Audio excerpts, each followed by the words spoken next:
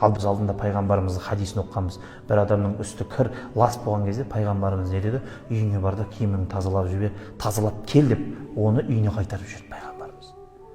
Яғни пайғамбарымыз жақтыртпайтын бір мұсылманның таза емес, өз-өзіне қарамаған күйде жүруінде.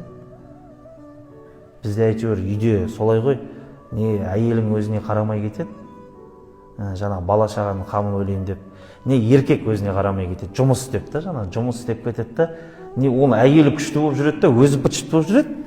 Не біреулердікі жаңағындай өзі күшті болып жүреді да, әйелі бытшыт. Екеуің де нормальный болып жүріңдер сен.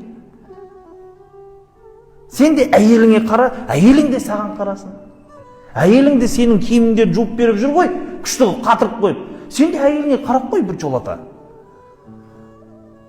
Солай екі жақтың да тазалығы керек бізге, бауырлар.